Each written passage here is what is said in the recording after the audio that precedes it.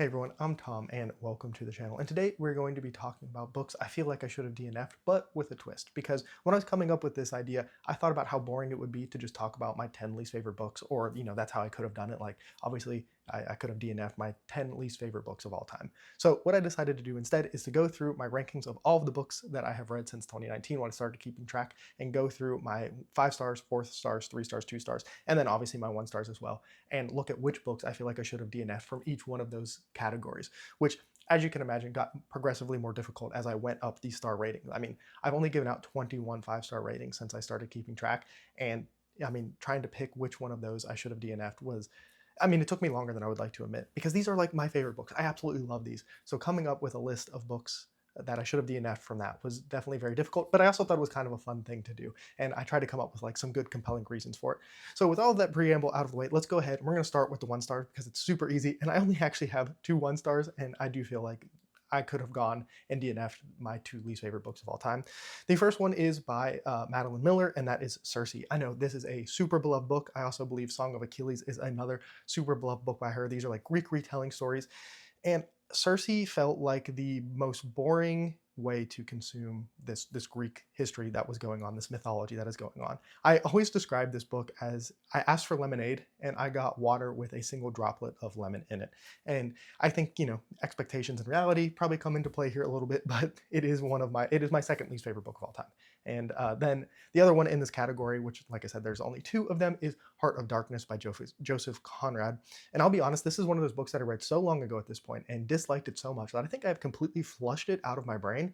And I do just remember like listening to it and be like, why am I doing this? And I think it's because I spent money on it. And I think if I hadn't spent money on it, I would have absolutely not finished the book. If I DNF books, I don't actually DNF books. So that is part of my problem here. But yeah, Heart of Darkness, my least favorite book I've ever read since I like had a brain that was worth anything. And so yeah, those are definitely the two outliers. I feel like this list gets a little bit more fun as we go on. So next we come to these 2 stars, which are normally books that like I didn't really enjoy, but they might have some like really cool things go on to them. They just didn't hit like my particular likes and dislikes. And so in this category, I have, and the only reason I even read this book is because it is where Harry Styles got the song title for In Watermelon Sugar, or Watermelon Sugar. It's this book. It's called In Watermelon Sugar. This is one of the weirdest books that I've ever read. I've talked about it before here on the channel, and it is just an out there book. It has to do with like counter culture and a bunch of stuff that like I just don't think I understood. And when I don't understand something, it's hard to enjoy it. And so I definitely would have been okay with not finishing that book because it doesn't get any less weird. I didn't understand it more as I read more. None of that clicked for me. And of the 2-star rankings that I have, this is right smack in the middle. I have 30 2-star books that I have read, and this was 16 out of 30. And then the second book in this category is actually my favorite of my 2 stars. So this is 1 out of 30. And I always describe this book as being one of the books that I point to where I talk about I rate on an enjoyment scale, because Gates of Fire, objectively, like if you look at like story structure, sentence structure, like the prose, the way the story is told, like everything, this is like the kind of novel that if you submitted it to like an English teacher, it gets an A, it probably gets 100. It is legitimately one of the best and like well done books I have ever read in my entire life. Gates of Fire. And yet I was completely bored throughout it. Once again, this may be one of those ones where it was expectations versus reality, because people kind of sold this to me as like, oh, it's 300 the book. And I was like, awesome, I'm down for like this really crazy action flick. And I mean, so much action does happen in that book, and yet I didn't care the entire time and was pretty bored by it. But it did get the first place ranking of all of my 2 stars, which I guess it means something in of itself. Now moving on to the 3 stars, and we start this off with Jaws, which is like the summer blockbuster. And I think that's part of the reason why I was okay with saying I could have DNF'd this one, because the movie is significantly better and it's not even close. Like Jaws is probably one of my favorite movies of all time. And so that is why I read the book. And books, movies, we talk about it all the time, but the Jaws book is a significantly worse novel than the movie is. And it's because there's so much about that book that has nothing to do with the shark, which is the whole reason why you're there, right? So I have this one ranked 62nd out of 141 3 stars that I have given out since then. And so it's kind of in the middle. It still does have like some brilliant moments. Like the opening of that book is absolutely amazing, and the ending of the book is absolutely amazing. It's that chunk in the middle where you really actually spend a lot of time just like with his wife, the main character's wife, and the things that she does, and she's kind of a despicable character as well. And also, all of the male characters in that book are just like ready to fight everything and anything at the drop of a hat. Like the slightest insult, they're like, "You want to go outside and fight about it?" It's just crazy character writing, and that's another reason I could have probably dropped it. But I did get that awesome part at the beginning, which was the shark. And then at the 26th out of 141 spot, I have Dead Silence. And the reason I think I would have been okay with DNFing this one, like I said, 3-star for me. I liked it. I had a good time with it. I would probably recommend it to people. It will probably work better for other people, less for other people. I had a good time with it. But that Dead Silence by S.A. Barnes was an absolute like blast until about the halfway point. And it felt like it fell off a cliff so sharply that if I had DNF'd it at that moment, it probably was like a 5, not a 5-star, but like a super high 4-star book, because man, you are on this journey. You're in the spaceship. It's like Titanic, but in space.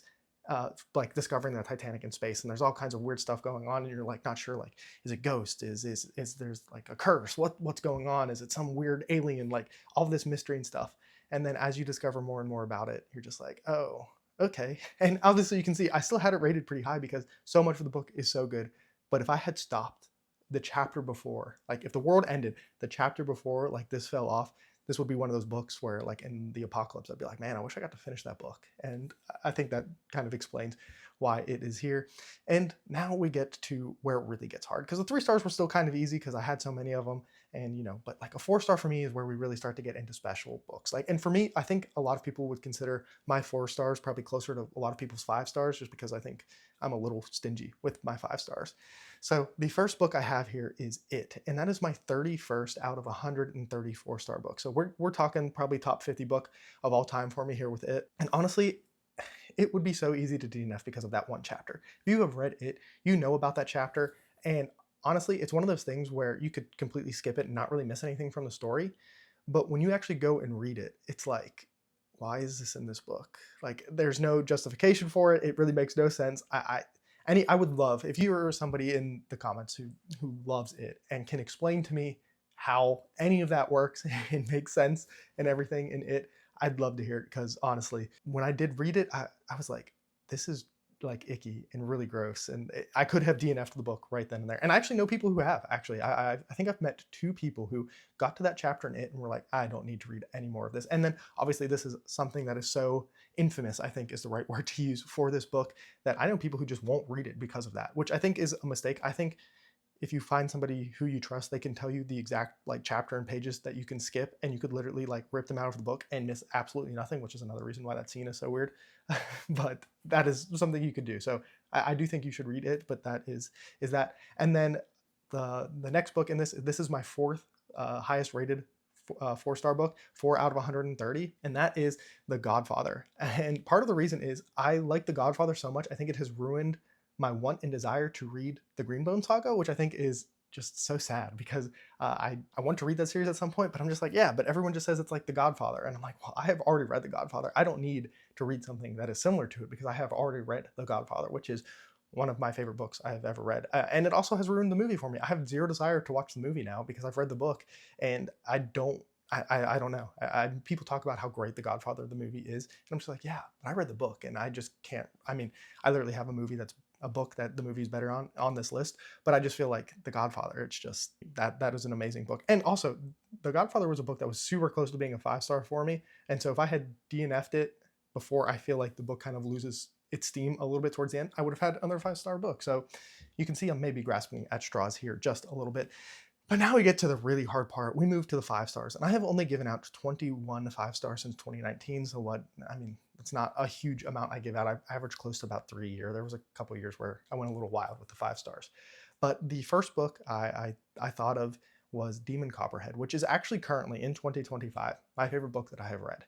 And the reason I thought that this is of the 5 stars that I could DNF, and it is 14 out of 21, is because it is a sad book. It is a hard book to read. If you have been affected by family members and drug use, poverty, growing up poor, just like troubled childhood, there's so many things in here that makes it a difficult story to read.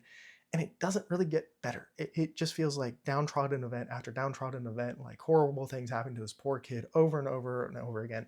And it's like, at some point, it's almost like just misery for the sake of misery. And I totally could have just been like, if I was a person who DNF books.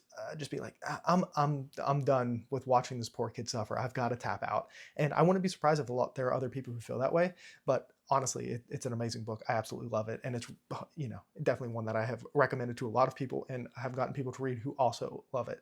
And then the final book on this list. I have this at 18 out of 21, so a little bit lower in my 5-star rankings, but that is And Then There Were None by Agatha Christie. This is, kind of a classic murder mystery story at this point.